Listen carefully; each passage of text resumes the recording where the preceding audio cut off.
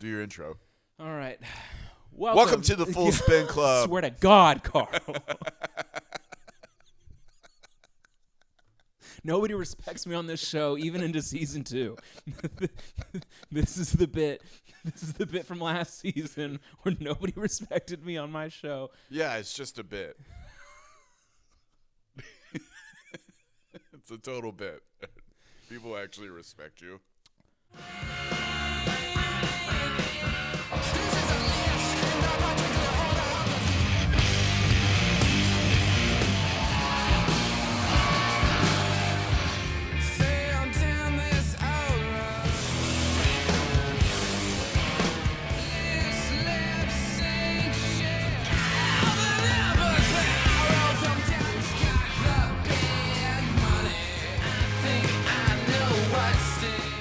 All right, welcome to the Full Spin Club. My name's David Stewart, and I'm happy to have my guest today, Karl Spaeth. This is an album listening. Hi. God damn it.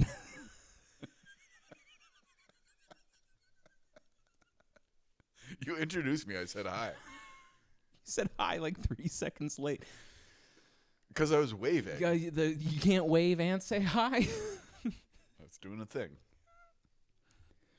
Continue. The Full Spin Club is an album listening club where we get to know music as well as our guests, and today we have Karl Spaeth, and we are talking about Penance, Soiree by the Icarus line. Karl is the one that brought this album to the club today, and so the show is now sort of based around who brings the album or who gets assigned the album. So I have some questions for him and some fun mini games that are going to happen at the end of the show, so stick around for that. And while you're here, please like, comment, subscribe. It's what helps keeps this channel going. Keeps my interest in it alive. We're trying to get to 100 subscribers as soon as possible. It'd be super sick, fun milestone for me. But without further ado, Karl, how's it going, man? Great. God damn it. It's going great. How are you? I'm doing well.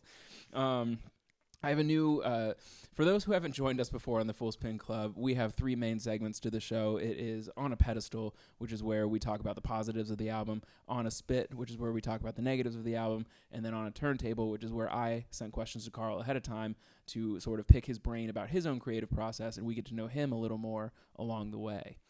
But there is a new beginning segment that I haven't told you about. It is called, oh my God. It's called Liner Notes, which is essentially the question, why? So you brought the album this time around. So why this album, and why was it important to have me listen to it? I think it's one of my favorite albums of all time. Mm-hmm. It meant a lot to me. Like, came out in like 2004, so it was like I was like 20, and it like spoke to me then. It's very noisy, abrasive. Mm-hmm. Just good rock and roll, and I think it's like part of the last gasp of like the major label picking up like punk bands from the underground and like giving them a bigger spotlight. And this band, they're part of like the Buddy Head sphere. Like, Buddy Head was like this online magazine that would post celebrity phone numbers and like and dogs. So like when the Icarus line were like shopping this album around, they went to like Interscope and had a meeting. Then they broke into Fred Durst's office and stole a bunch of his red hats, then sold them on eBay and gave the money to a rape charity. They're just like wild people. Yeah. They spray painted sucking dicks on the side of the Strokes tour van bus. Oh no. And the S were like money. The S's were money signs. They're just like yeah, I mean, like poor kids from LA yeah, that like they're just got trolls. paid a bunch of money yeah. to be in a rock and roll band. They played like South by Southwest at Hard Rock Cafe and were like kicked off stage because the guitarist like broke the glass case that Stevie Ray Vaughan's guitar was in and tried to plug into it. I'm still hung up on the Strokes because for sure I can see how they would hate the Strokes. I mean, it's like when that album came out. Yeah. So like the same year, I think, right? Yeah, I think so. So it's just like these like rich kids from New York with like famous dads who like went to private school in Europe. Yeah. Making like a good album that is It's boring worth talking as about. fuck, Yeah. in my opinion. And like just like very much just like rich kids trying to act like street people. Like people, Right. like And you know, then they're street trying people- to be the Velvet Underground. They're Yeah. trying to be like this drug addict, like rock and roll star. And then like the Icarus line was more like actual like dudes that like did a bunch of drugs who were like Yeah. from like the wrong side of the tracks and like made this like kind of Stooges-esque like noisy dark rock and roll album. And they're a great live band the one time I saw them. Hell yeah. So you wanted to introduce me, your young protege, to this album? I think you need better taste in music. Okay, fair. How? If you're gonna have a music podcast, you should. For those that are unaware, this is Karl's second time on the show, and the first time he decided to hijack and try to host the show. He thought I wasn't doing a good enough job. Well, And then, in my defense too, you made me listen to The Wall, which is 2 hours long. At least this album's like a half hour long. yep. But as revenge in that episode, your midriff was just showing slowly and slowly throughout the entire episode. So by the end, you just had a whole belly out, and I just didn't say anything the entire time. Well, you think I didn't do that on purpose? No, I don't think you did. Well, I wouldn't know because I didn't watch the episode. Ooh. And according to the metrics, neither did you guys. Now, once again, I'm gonna go ahead and plug the like, comment, subscribe. Do it again. It'll be a great time. I swear. Yeah, do it. No, I thought you would like this album, the other album I recommended, because they are good. I think pretty approachable albums. Okay. I'm not sure I agree. This one was like terribly approachable, but is approachable for people like me, and you like have a pretty good idea of like what my music taste is. I think you like Yeah. punk music and like Yeah. rock and roll music, so like you like Cage the Elephant and stuff like that. And this is better than that in my opinion, yeah. but also like adjacent to. Fair. it. Yeah. Well, that's great. So let's move on a Pedestal, and I have questions that I sent your way ahead of time. Everything and the questions are now the same across every episode, or at least they're similar depending on whether I pitch the album or you bring the album. So let's start with the first one. As someone sharing music, there's always a hope that our Venn diagram has good overlap. What is part of this record that you were rooting for me to pick up on rooting for me to pick up on the most? I think like even like when it is more difficult to listen to because of like the noise and like conflicting guitar parts, that there is like still some like really hooky riffs in it. Yeah. And like good vocal melodies. So I think like that's where I thought you would be like, you could attach to that first, and then like the rest of it would come together for you. Yeah, and I think that's exactly how it played out. Like there are definitely some big guitar riffs where I was like, these rock, and I will bring them up later as I put songs on on display. But those were cool, and then some like really compelling lines as well, like lyrically. And like I also kind of noticed that like the lead singer Joe Cardamom doesn't it's not super like narratively driven, like as far as like lyrics go, or like it's one of the more like bands where it's like really poetic to the point where like I don't necessarily get it right away, which is sometimes I like lyrics to be spoon fed to me, but yeah, these are just, I would say they're like tertiary to like a couple other things. Yeah. To like to the riffs and the melodies of like the vocal melodies. And like the they're just vibe. like they sound good mm-hmm. and work with like the vibe of the record versus like they're all just about girls and drugs though. Yeah. If we're honest. Classic rock music stuff. Yeah. Girls and drugs, baby. Yeah. But this feels like life late stuff. stage girls and drugs. Like if we're thinking like 80s hair metal is early stage girls and drugs, like this feels like second generation girls and drugs. Well, there's cocaine and there's heroin. Yeah. And heroin classically makes better music than cocaine. Fair. And so, yeah. Maybe this is more like a speedball where it's like both. A little bit of both. Yeah. All right, hell yeah. So on to our second question. I am going to tell you my favorite 3 tracks, and then I want you to rate my taste out of 10, and then tell me what you think my picks say about me. Okay. So my top 3 tracks are as follows. It is Kiss Like Lizards is my number 1. It's my favorite. Mm-hmm. Number 2 is Up Against the Wall Motherfuckers, which is the opening track. And then 3 is Spike Island. And I can go into why if you care, but if not, we can just move on.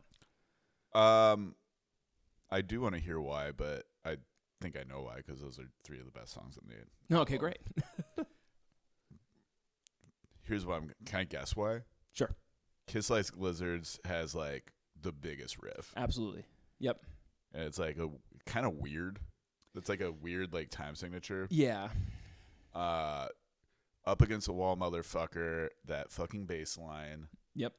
Is sludgy. Oh yeah. And just like grimy as fuck and rules and makes me I put that on like if I have to get pumped up to do something. Because it just makes me want to like punch a hole in a wall. Yeah, that's totally fair.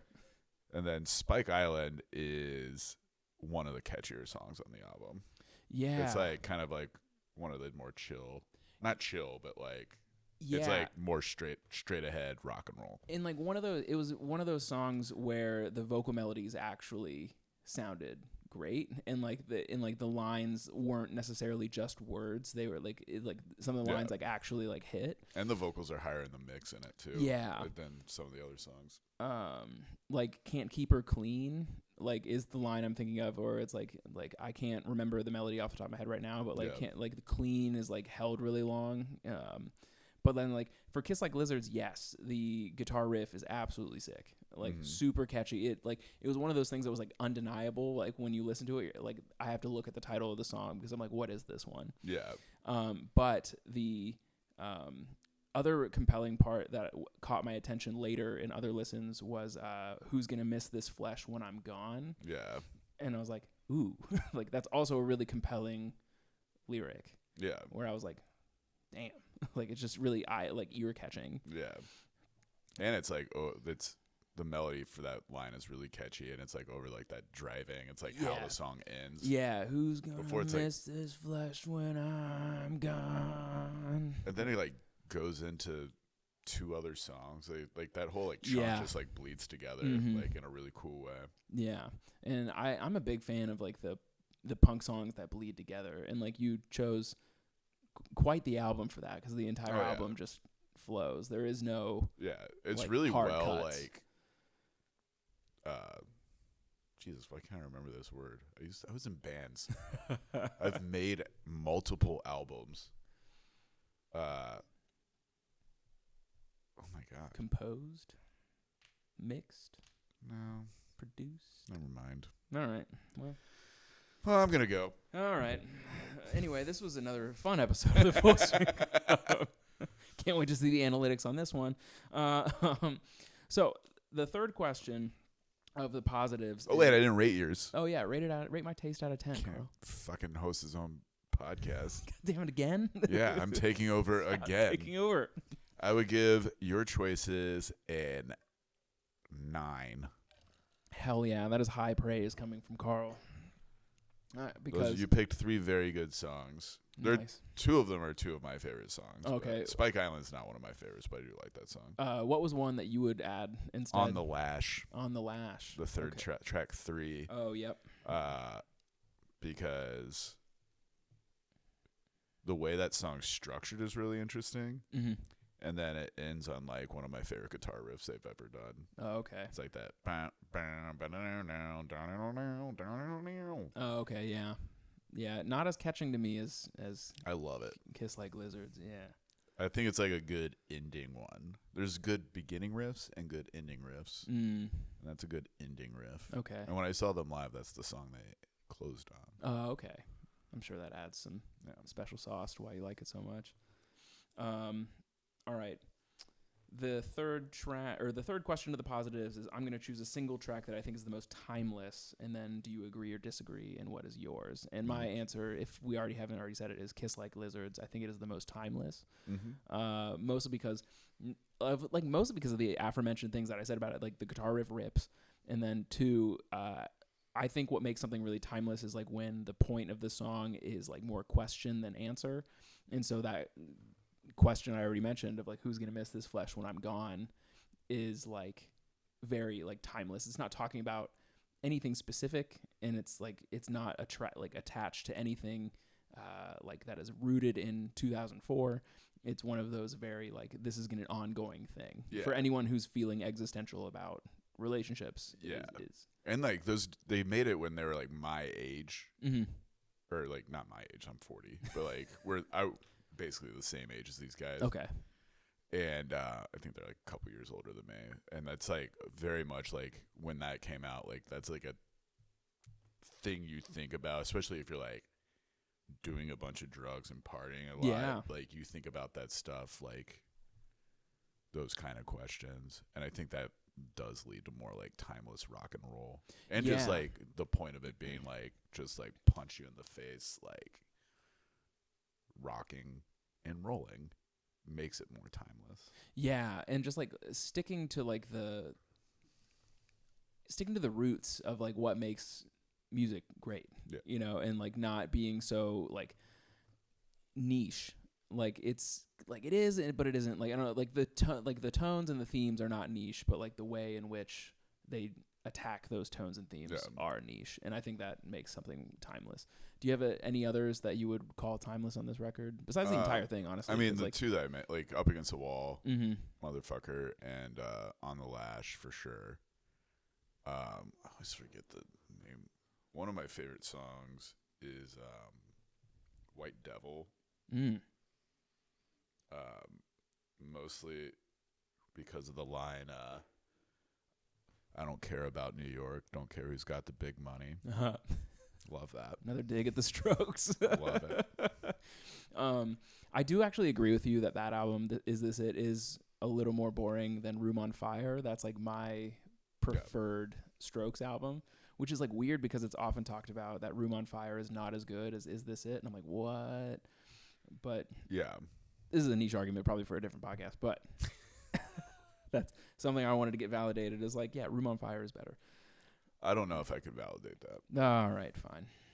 Maybe I will say I've gotten over what was kind of just like a reactionary hatred to the Strokes when they came around. Fair. And now I like the first two albums. Yeah, those are the best ones. Yeah. Not the one they did with Rick Rubin recently, though. That one. I didn't even listen to that. Nah. One of the songs I had to give a writing credit to the people who did like I'll Melt With You, because the guitar riff is like essentially one for one. Jesus Christ. It's like that Sam Smith stealing Won't Back Down. Yeah. Or Vanilla Ice stealing Under Pressure. Yeah. Gotta give writing credit. Did you ever see his I know this is like off topic. Did you ever see his explanation for why it was different than Under Pressure? No. He's like, awesome? Well, Under Pressure is like no no no no no no no no no no no no no no, and Ice Ice Baby is no no no no no no no. The like, hi hat. Yeah, he just had like one little like hi hat splash in there.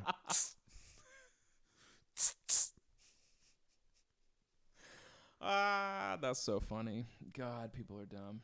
But I mean, all of rock and roll is stealing. Yeah, well, all Led of Zeppelin art. stole like half their most famous songs from like other musicians. Yeah, I went to art school for a year, and like one of the seminars that they had in a lecture hall was like all the greatest artists steal, and then so they had an entire day devoted to telling us to steal.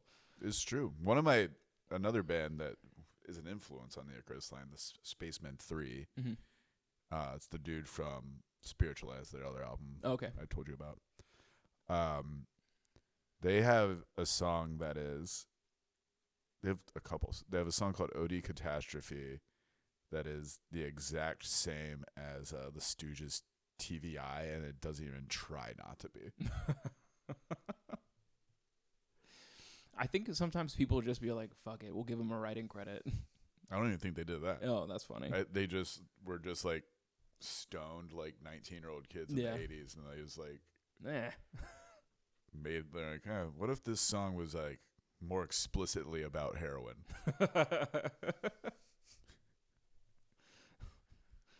gonna start asking that about everything. Like, what if this movie was more about heroin? Yeah, you know what? Requiem for a Dream. Like, how could it get any more? like, all right, I'm gonna pitch this to Pixar. It's Inside Out, but it's explicitly about heroin. Everything in their like instead of emotions in their head, it's just different drugs, like trying to suppress the emotions. And then fentanyl comes and just like kills all of them. It's like takes place in the head of a bartender. This is gonna be really. It's only because it's election season. But is the character of fentanyl Mexican? Yeah. The character is either it's coming through the border. It's either a stand-up comedian or a bartender in like a shitty dive bar that's like doing coke to stay awake, and then it's like laced with fentanyl, and then like 4 people die in a bathroom. Tale as old as time. Pixar got so cool. Pixar. Like, man, Pixar got dark. Yeah, it's directed by Darren Aronofsky. Yeah, it's like distributed by A24. All right, let's move on before we get ourselves in trouble. What kind of trouble will we get in? You're right. Disney's not watching this. Nobody is.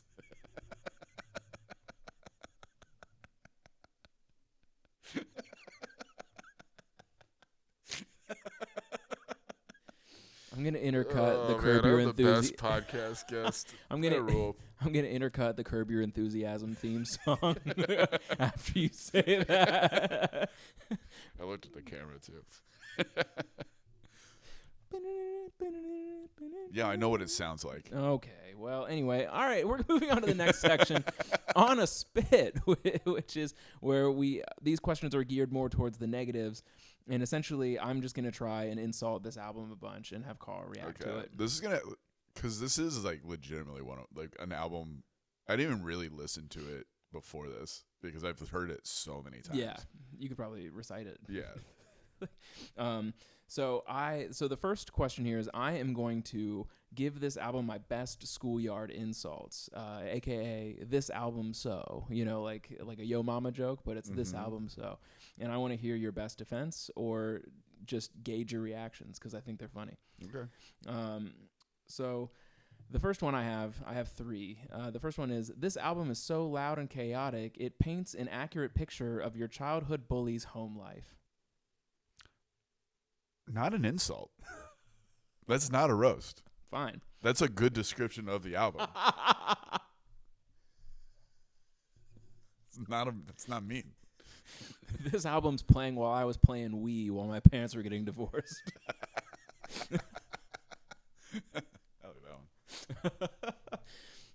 All right, fine. Number 2, this album's production is so dirty. The only way to find it when it came out was under your older brother's mattress.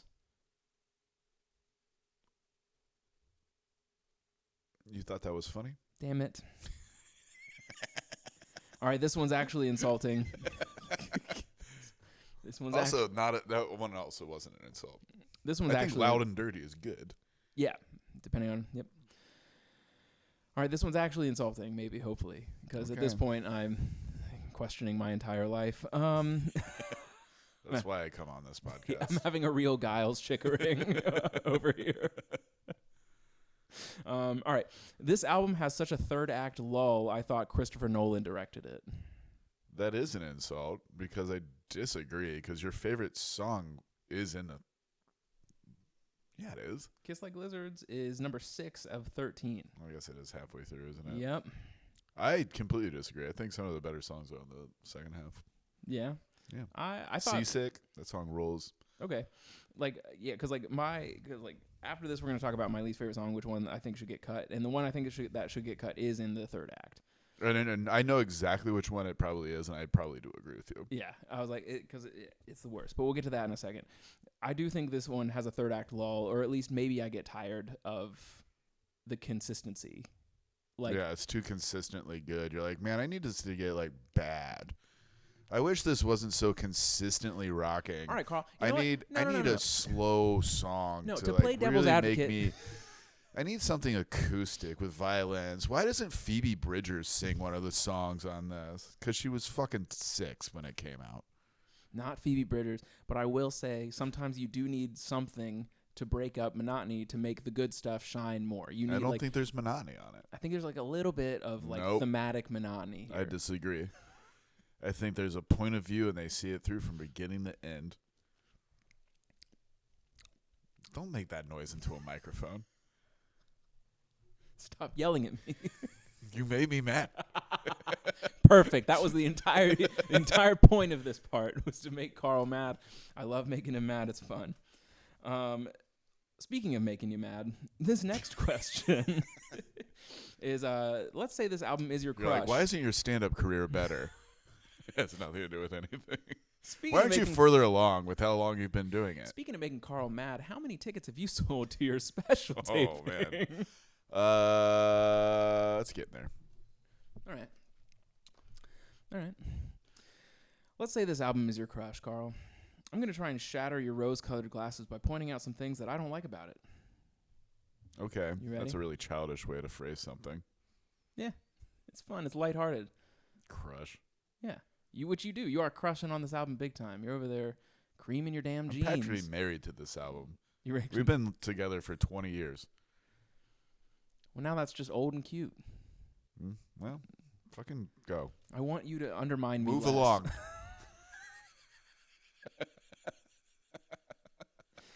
Damn it, Karl. This one I sent you in a text message when I was listening to the album the first time, and I said, the lead singer of this album sounds like Jet. Are you gonna be my girl? That is, and it is 100% accurate. I will not step back on this. I completely and totally disagree with that.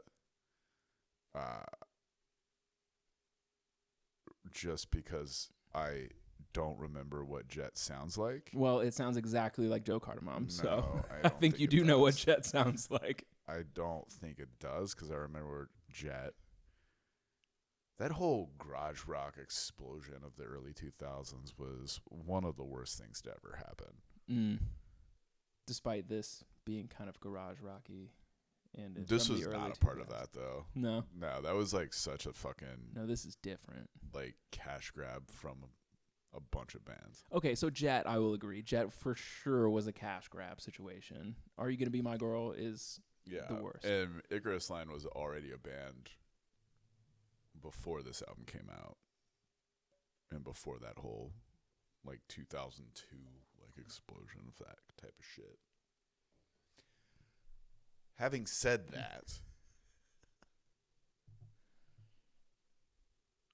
I don't think it's insulting a singing voice is really gonna change my opinion on this album. Well, what if I were to insult something that would make you like? First of all, you don't strike me as someone whose opinion's going to change regardless, because when confronted with opinions of like mine, you're not going to change. Well, because they're objectively stupid opinions. Okay, but it's not, this one is objectively correct though. These it's people not. sound Play the same. Jet right now. I'll play it.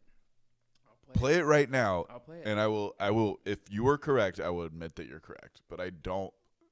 From what I remember, Jet sounding like, I don't agree. Oh God, I fucking hate this song. Yeah, the tambourine. Yeah. It's probably like a MIDI tambourine too. We're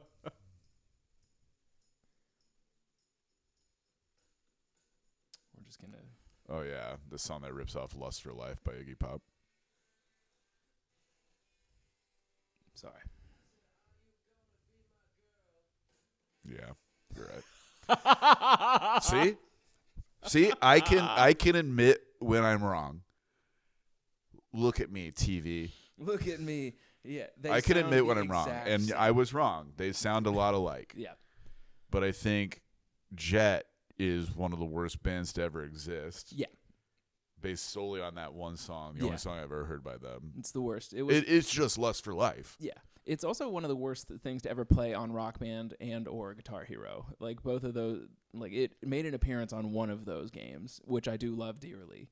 But yeah, that was one of the worst ones to play on there as well. My favorite one on Rock Band was "Creep" by Radiohead, because I would just sing, I would just keep going. I'm a creep. I'm so very creepy. Because it only checks for tone. How'd I get so creepy? Yeah. You don't have to get the words right. No. All right, I'm moving so on. creep. I'm so loser. All right. Karma creep. You can do it for all of them. Yeah, you can do it. Yep. Also, that's a band I hate. You hate Radiohead?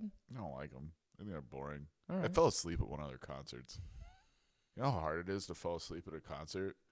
Yeah, because it's all loud. Yep. Yeah. How'd you fall asleep? What position were you in? Were you Laying down. Lay- It was in like the lawn seats. No, fair enough. I was like, I didn't pay for it. Somebody bought it for me. Like, you want to go see Radiohead? And I was like, yeah, why not? And I was like, well, this is fucking well, boring. I could have as used a nap, so thanks. So boring. The The all right. drummer doesn't even play most of the songs. He just shakes an egg shaker. God damn it. Yeah, and that is the worst. Like, just play. Why do you have drums? Why are you there? Bald let, fuck. Let Tom do it. Let Tom York do it. Don't let Tom York do anything. He's weird looking. Weird looking people shouldn't be allowed to do things.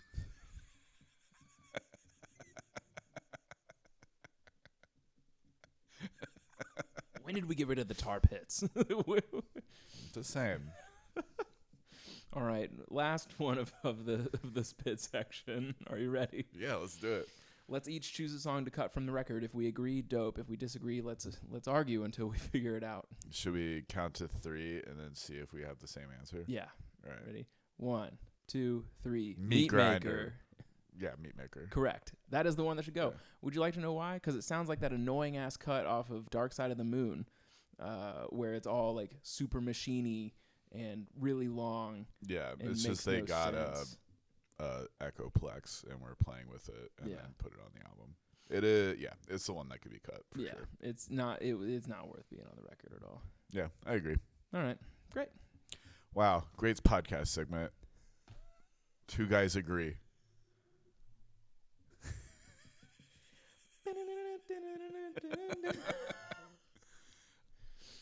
I Okay. think I'm a great podcast guest. You're doing okay. Oh, fuck you. I'm a great podcast guest. I'm a great Every podcast time I have you on, guest. it's so chaotic. It's- I lose more and more control over everything. Which, if you've seen any of the prep material, you know I hate losing. That's probably why I like to make it chaotic, and because I have ADHD. I have unmedicated Yeah, ADHD. I have not been medicated ever. And it's just getting worse the older I get. All right, that brings us to our third section, the one that talks more about you, so I'm sure you'll love it. It is On a Turntable, and that... Oh, do you want to know something funny about this one? Did you Mhm. send me actual questions for this? Yep. They didn't show up. Oh, I'll show you the email. that is the worst. Here, this will be great podcasting I'd be- too. n- For the listener, not the viewer, I am looking through my email right now, trying to find anything else to do. Um, My agent has No, not see. gotten... That's the worst. Great. Well, guess there'll be a surprise for you. yeah, I don't even think. Yeah. Copy. Hold on, maybe I can check out one of these. Let's see. Paste. You know what? I'm just going to read it to you. Oh, because- wow. Yeah, there they are. Is it because you have dark mode on? Yeah. Mm. That's not my fault, though. Yeah, that's Google's fault. Yeah, not dark mode hurts my eyes. Fair. I What have... is that called? Light mode? Yeah, I have light. It is actually called light mode. I know. I don't know why I just called it not dark mode. You know the opposite of dark, not dark. Not dark. I have to use the not dark colored fountain. I have to use the not dark water fountains. Oh, Jesus. Come on. Come on. This is a better show than that. No, He it's not. laughed at first. You saw it. For the listener instead of the viewer, he laughed first and then got mad. I would call it a smile, because if the listener needs to be told that I laughed, then I didn't fucking laugh. I hate you. I'm going to have a damn cry count on my show like Giles does for a cool showman. Ask me a question. All right. Why do you keep mentioning Giles' show when your listeners might not even know what that is? I hate you. I was just asking you a question. I know. It's a good question. We're still on a spit right now. No. We're moving on. We're on Moving on. turntable.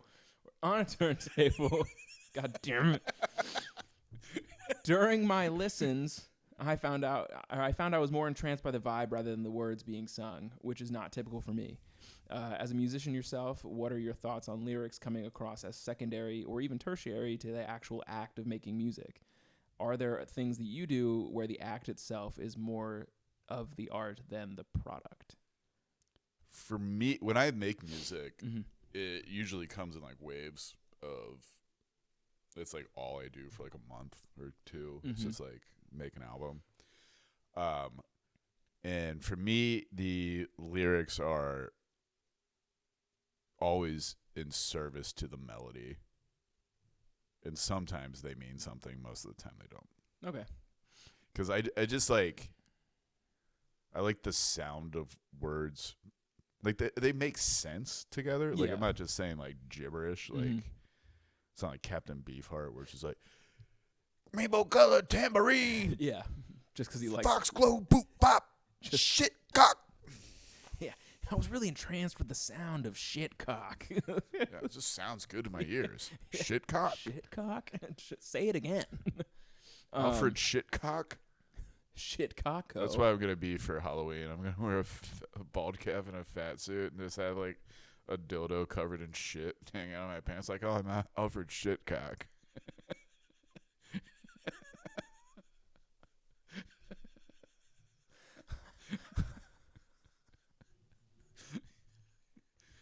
But yeah, I'm Alfred Shitcock. Alfred Shitcock. Imagine running into a presents. guy in the bathroom. What are you supposed to be? I'm Alfred Shitcock. What's not to get? What are you? Yeah, what are you? The Joker. Oh, the Joker. Heath Ledger's Joker. Ooh, surprising. My friend Kyle does this bit where he like puts on lipstick and then goes, he's like, I'm the Joker. By so curious. Makes me laugh every time. But like just the way words sound together, like the rhythm of it, and then like the rhythm and the way like certain turns of phrase sound is what appeals to me as a songwriter. And then Because I don't want to expose myself emotionally ever sure, that makes total sense. to strangers. Yeah. Even though music is probably the way I do that the most. But good luck telling yourself what I am after you hear it. You're like, oh, you're depressed. Yeah, you're depressed. You're depressed and anxious. Like, oh, yeah. Oh, okay, well, fair yep, enough. you got it. All right, shit. Yeah, nailed it. Okay, guess I'm not I mysterious. get it. I tried my best to be mysterious, and I guess I'm just a fucking piece of shit. Are you happy? I come on your show, you call me a piece of shit. Yeah. Can you believe David just called me a piece of shit? You'll start crying, this Oprah-ass fucking white boy. All right, Karl, aside from music, in your stand-up, do you find yourself being intentional with wording in that way, in the sense that, like, maybe you'll do something a little different just because it sounds funnier in a certain way? 100%. Yeah. Probably more so. Oh, even. yeah. Yeah. Because maybe not, like, when I'm writing at least. When I Okay. perform, it just comes out however it comes out. Sure. Usually I don't really memorize that much, which I probably should. Anyway, come see my special.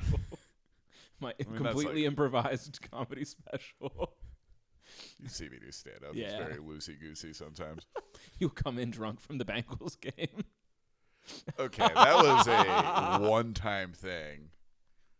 I headlined a show that happened to be after an afternoon Bengals game. I didn't realize they were on the same day. And I wasn't drunk. I was lightly buzzed. Totally. Because I wouldn't have driven there if I was drunk.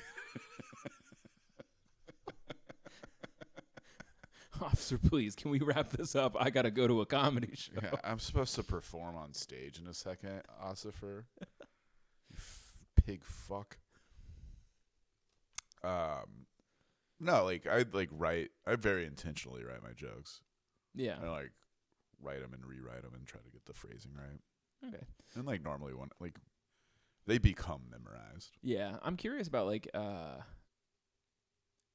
much sound affects like your stand up though. Like if it's like, let me try and get my head around what I'm trying to ask. Or like the way it sounds coming out of your mouth, do you think about that at all, or is it all about in the writing versus the performance versus like, is this a sounding funny cadence? Because you make music and you do stand up, so I'm curious. I can't help but think about it. Okay. And I definitely think about it because like there's like a rhythm to a lot of my, or at least in my head there is. I don't know if it's always like performed the best, but like at my best, I think that's what it is. Okay. It's like it sounds funny because I'm saying it.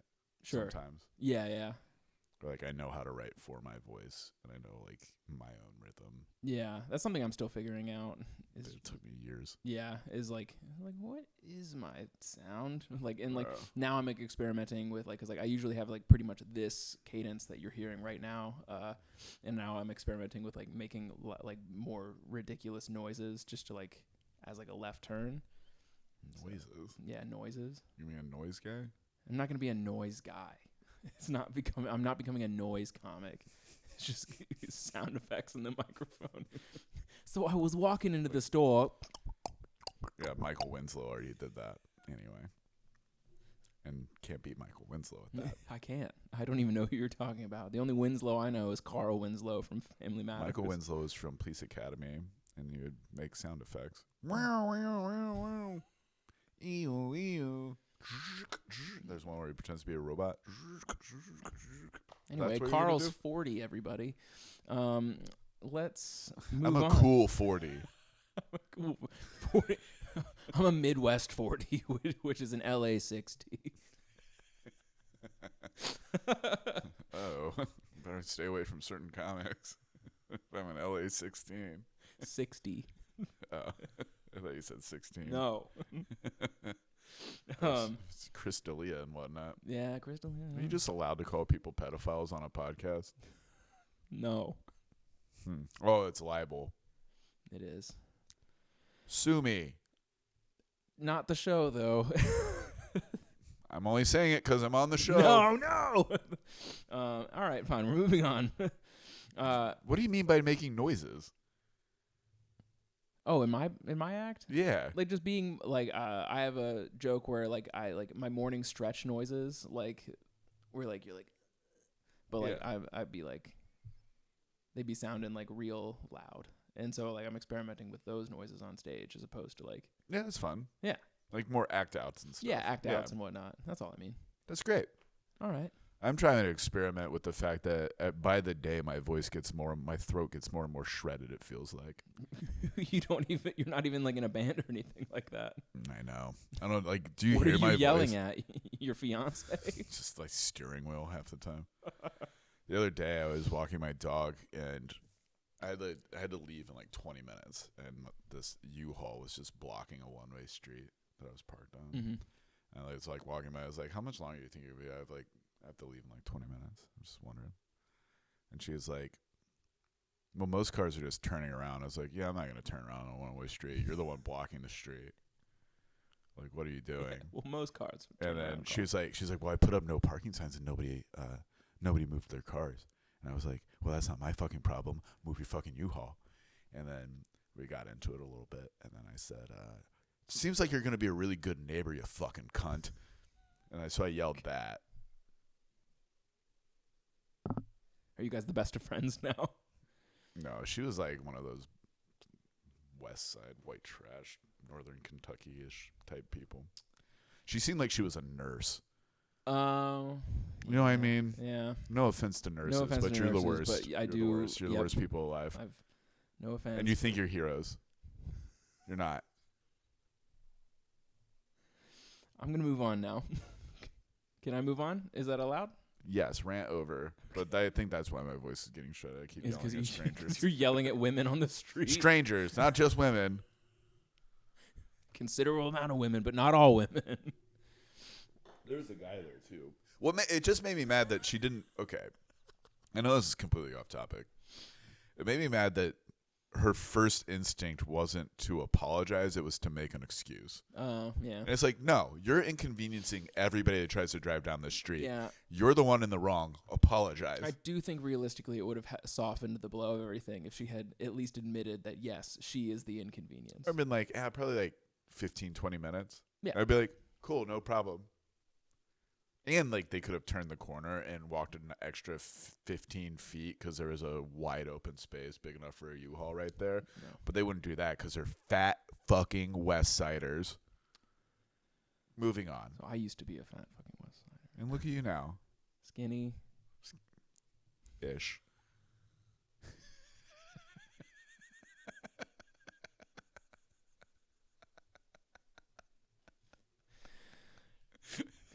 Karl Spaeth, the reason I eat and the reason I drink. Oh, man. I am killing it on this. Next question. Season 2. Off to a hot start. I think this is better than the last episode Fair. I agree. that I was on. Yeah. The only one I'm familiar with at all. Why does no one respect me? I don't listen to podcasts. That's fair. That's not true. I listen to a couple. That's not true. I don't listen to my friends' podcasts. Actually, yeah, I'm actually on board with that as well. Like, why? I subscribe to them. Mm-hmm. I think that helps. Yeah. But I'm not going to listen to them. Nah. Anyway, in my research for this, I saw band frontman Joe Cardamom said the making of Penance Soiree was deliberate in a chaotic way, meaning they broke things like bass amps out of intentionally wanting to hear what it sounded like when actively breaking. So in either your comedy or music, have you ever been entranced by something extremely niche like that? What's something unique or strange that you've explored intentionally, such as breaking, amps or shattering glass, anything like that? I mean, music. I used to wrecked my hearing. Like, yeah, there's this one band I was in that had this huge amp, like it was a 1968 Fender Bassman, like the big cab, and it could get really loud. Mm-hmm. And the band was basically like a noise rock band, and I would just like get up next to it and make feedback and like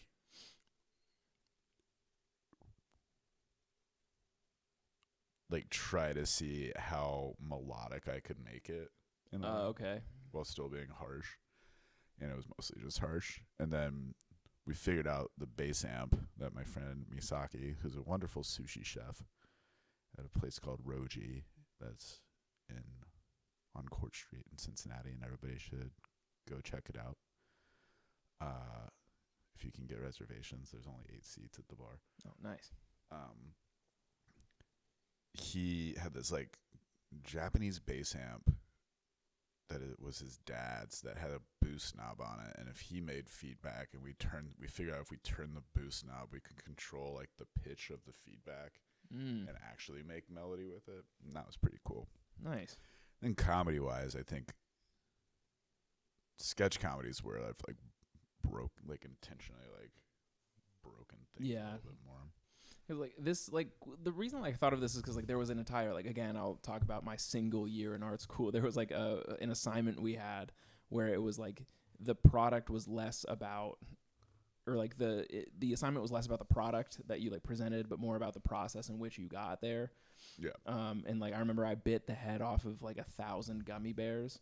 That was the process, and it was horrific. You just wanted to eat gummy bear heads, didn't you? No, I was fat.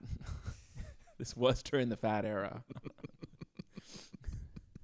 Now that aside, that's kind of what was that's what this reminded me of when Joe Carmine was I wanted to record what a bass amp sounded like while it was actively exploding. Yeah. Which is, if you listen to the opening track, Up Against the Wall, Motherfucker, they're really pushing that bass amp to its limits. It's the gnarliest sounding bass. Yeah. Whatever. I don't however they got that tone is insane. I think too, stand up, there have been shows, you've seen me where I just go off the rails completely. Yeah. And like, I'm seeing it right now in my living room. I guess because they do enjoy chaos. And Yeah, I've noticed, you low-key bitch. You fucking like what I mean, Norse like, god of mischief. what I like Future Science.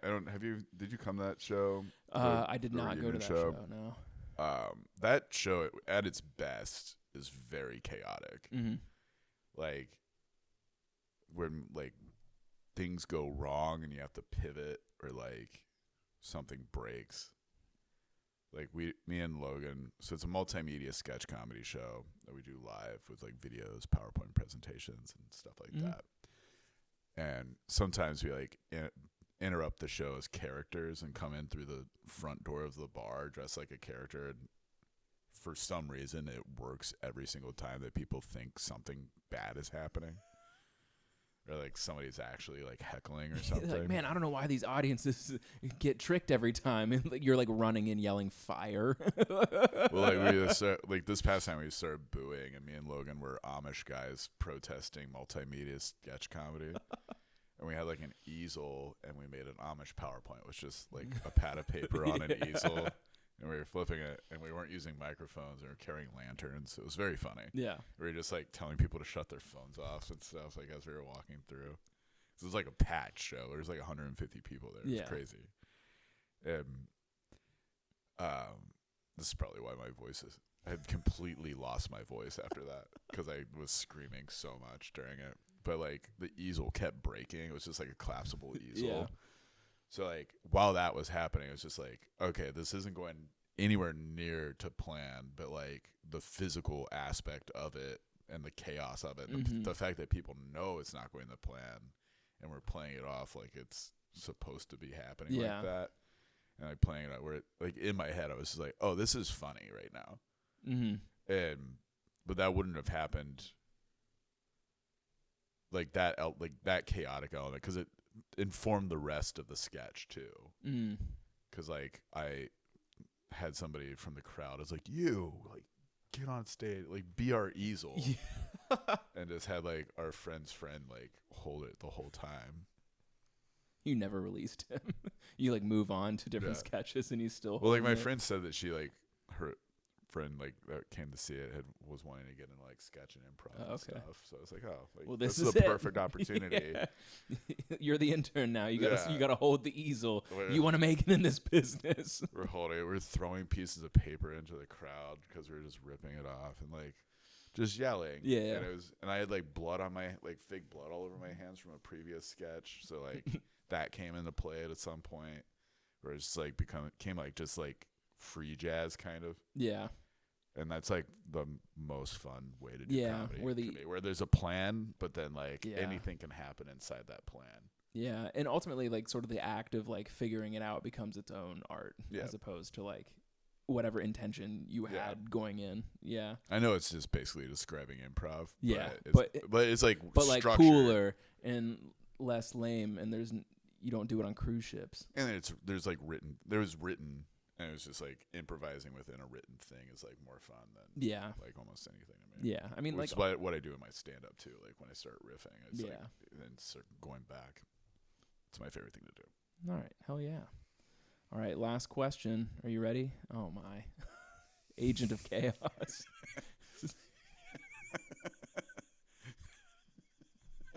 Are you ready for the last question, Karl?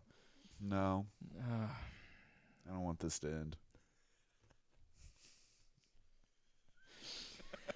I noticed a lot of blurred lines between tracks of all the songs bleeding together on this record. Robin Thicke song? We can't, again, stop bringing up pedophiles. I thought he was more just a regular rapist. Regular old, yeah, my bad. They were of age. Not barely. But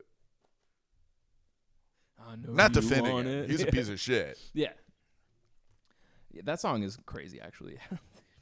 I know you want it is such a wild line to say in a song. Like, Jesus, about blurred lines. Yeah, that song's crazy. What would you say the role of this kind of immersion plays in your own creative work? Is that something you have in mind when writing music or performing stand-up at all? Is like the sort of like continuation like because we talked about it a little earlier, like the classic punk of like just like seamless transitions between songs to the point where you're not even sure when one ended and when the other began. Yeah. Do you do anything that intentionally like that in your music or stand up? Music, I've tried to. Mm-hmm. Like the way an album flows and the way songs work as a unit rather than just like by themselves is like very important to me. And like my favorite thing to do is sequence. That's the word I was looking for. Oh, there you go. Earlier. Wow. So Came go back, full circle. Yeah, go back earlier in the episode. Find the time. Comment below the timestamp of where you can go insert the word sequence when Karl fucked up earlier. Karl, can we get a clean take of me saying sequence so you can edit it in? I'm not gonna edit it in, but sequence. Now I will because it's just gonna be so out of nowhere. Sequencing an album is like to make it like an experience. Like my last big acid album I did, I tried to do that. I need to remix it. I mixed it poorly and quickly, but it I think flows very well as far as the sequencing goes, and like the way songs like each song makes sense following the song before it. Okay. I think. Yeah. And I think that's what makes this album great. And a lot of my favorite albums are like that. Yeah. Stand up, I do. Like, if jokes are about the same topic, I do like to like also sequence those in a way. Like, yeah. Especially when you start doing longer sets, you have to figure out how they flow. Yeah, the arc of it all. Because like there are times where you kind of need it to dip a little bit, so like the closer can like work better. Yeah. But still get laughs. Right. You can't just start bombing. You can't just, or I call it David Stewarding. Damn it. But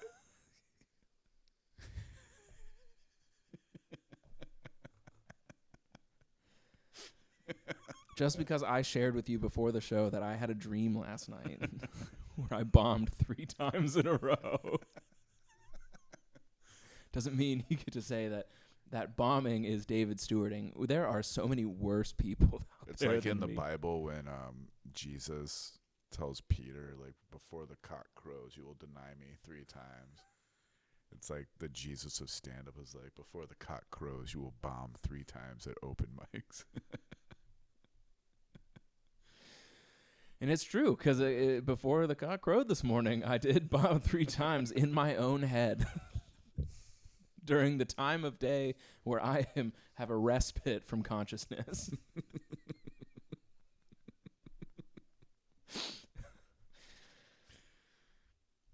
So anyway, we've made it to the end of the episode, and you know what that means. What does that mean? That means it's time mini for game. the mini game. See, I looked at the email. I glanced at it. Now, Karl, we've mentioned it a lot, but you are recording a comedy special soon, and it will be released in a later date, probably early 2025? Yes. Yeah, early 25. So I created this mini game surrounding the themes of your upcoming special, which is titled "This Might Be Hell." Yes. And there will be a link to both your Instagram and anything else that you would like in the. When does this come out? This will be coming out mid-November, maybe. So after my special taping, so I can't even promote my special taping on this. Promote the watching of the. I mean, watch the special whenever it comes out, but I don't have a date for it yet. Okay. This Might Be Hell is an appropriate title for today's episode. So anyway, the game is called Which is More Hellish. It is a fun game of either or. Well, I'm going to give you 2 things, and you got to tell me which is more hellish. All right. Which is more hellish, Karl? This current election cycle or a comedy open mic? Election cycle, 100%. Yeah, this one's hellacious. I don't. Open mics can be fun. Well, performing them, yes, but sitting through a comedy open mic. Oh, you don't have to do that. Yeah, but like I guess that was the intention behind the question: is this election cycle or sitting through a comedy open mic? I can escape an open mic. Sitting through an open mic's fine. I don't mind it. Huh. Yeah. I don't love it, but You and I have can passed do it. notes to each other saying that we want to die. Yeah, that's part of the fun of it. That's part of the fun. All right, fine. Next one. Mm-hmm. Promoting a comedy show or watching 3 episodes of Kill Tony consecutively. Oh, Jesus. I hate promoting comedy shows because it feels sometimes very pointless. But I think Kill Tony is objectively bad for stand-up comedy. Yes. And I think that's worse. I'm going to agree because it's 6 hours total. Because like, Kill Tony episodes are like 2 hours plus. Yeah, like so promoting a show, you could just do like, it takes like 15 seconds a day or something. But And also, I was like, Kill Tony is like watching a comedy, the world's worst comedy open mic. yeah, I just like don't like edgelord shit. Yeah, and that's all it is. And everyone gets up there and tries to make their edgiest jokes. And like some people are so bad. And like I think I've just gone to too many open mics to enjoy Kill Tony. Kill Tony is like for the people that don't do comedy. Yeah, because I know people that like it, and I don't understand it. I don't get it. Yeah. And finally, driving through the prairie states or being forced to go inside and pay for gas. Which is more hellish?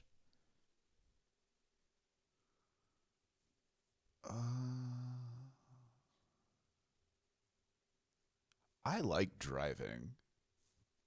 But the prairie states? That's boring, but I don't know, I love driving.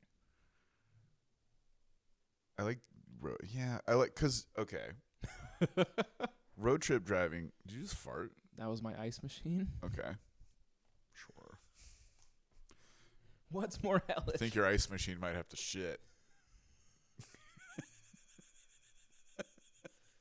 Hold on. I'm answering the question. Yeah, answer the question, and then I'm going to ask myself what's more hellish, making this episode or sticking needles in my eyes. You're having fun. I am, but it's like the wrong kind of fun. This is like that sort of like masochist fun that my therapist says I shouldn't like. Yeah. Have you ever seen that movie Secretary? No. With James Spader and Maggie Gyllenhaal, where she's like a masochist and she's a sadist, and they have like this like. I don't want to see Maggie Gyllenhaal in these situations. Like, dominating. It's a romantic comedy. It's a cute movie. It is. Is it? Yeah. Came out in the 2000s. I haven't seen it since it came out. But came out in like 2002 or something like that. Anyway. Some gas stations are so fucking disgusting. Yeah. Like I went into one last night that was so gross that like I felt like I was gonna catch something. Yeah. It's like a hepatitis den. Yeah, so I would say that. Yeah. I think what came to me while I was writing this question was I guess like, it depends on how much hand sanitizer I have on me. True. Which I always have some. You gotta. In this post-COVID world. It's the least of my worries. Anyway, what came to me while I was thinking about that is that it's almost the act of like putting your card into the gas pump and then it says, please go inside to pay. That is like my hell, is the realization that, God damn it, I have to go inside and talk to people now. Yeah, okay, but here's your thing. If I can do some armchair psychology. Oh, God, please do. You're a control freak, so you don't like when the machine tells you what to do. I don't know if it's the machine telling me to or if I just simply don't want to go inside and talk to the person. I think it's that you had your heart set on using the card reader, and then when you couldn't do that, you shit your little pants because you have to go talk to a stranger because you're a coward. Why do you sound like my actual therapist? Because I am your actual therapist. And this is hell, everybody. Go watch Karl's special because he just described hell. Anyway, Karl, what you got coming down the pipeline, man? Well, the special. It's gonna be the final version. I don't know if I told you about this. It's gonna be a mixture of stand-up and sketch, like filmed sketches. So it'll be like a chunk of stand-up, and then a sketch based on like the topic of that stand-up. And it kind of tells the story from my birth to my death. Interesting. Are you prophesying the way you'll die? No. No. I mean, it's a heart attack, but no, who knows? You're like, no, but it is a heart attack. No, odds are lung cancer. I don't know. We'll see. Probably suicide, honestly. Oh, God. But it's like, it's not because I'm sad or even suicidal. It's like hey, you're gonna die soon. You're like, I got like this. A terminal diagnosis. Like, please allow me. No, please. I insist. Don't worry, I'll kill my wife first. That way she doesn't have to miss me. Because who wouldn't miss me? I'm so easy to be around all the time. Yeah, this was the smoothest episode I've ever done. I'm not neurotic. I had a panic attack on stage in Columbus. Did I tell you about that? No. 2 jokes into my set, I had a panic attack, and I went, "Oh God, I'm having a panic attack." And then I finished my set. Then I kept having a panic attack. Yeah, just continued on having that panic attack. Sucked. Yeah. Well, that was fun. Well, this is fun. Let's wrap it up. Yeah. Anything to plug? I have any upcoming shows, David? Yeah, I have the live version of this show. It's called The People Versus. It's at Commonwealth Sanctuary. We are doing The People versus Taylor Swift for the first one, and then later episodes will be included. It'll be on YouTube, but I would love to see people out there in the real world come and watch this super fun show. It's a court drama. It'll be great. But am I on that? Nope. You're on the next one. What's the next one going to be? Probably either Creed or Nickelback. Okay. Low-hanging fruit. I see. Thank you for watching this episode of the show. Oh, my God, he's sighing. All right, well, I'm going to go ahead and sign off. Thank you so much for watching. Karl, thanks for coming on. This was a joy, and I'll see everybody in the next one. Thank you so much. Hey, thanks for coming to my podcast that I was also doing sideways to this. Like, comment, subscribe. It's called Crawl Space with Karl Spaeth. And David was my first guest. You should have space with a lisp. Crawl Spaeth. It's Karl Space, Crawl Spaeth. Karl Space, Crawl Space. Karl Space, Crawl Space. Crawl Spaeth. Why would I do that? Because then it rhymes better with Spaeth. Oh my God, it's not supposed to rhyme, you fucking moron. All right, everybody. Thank you so much. I'm not putting my episode of the podcast out now. Aww.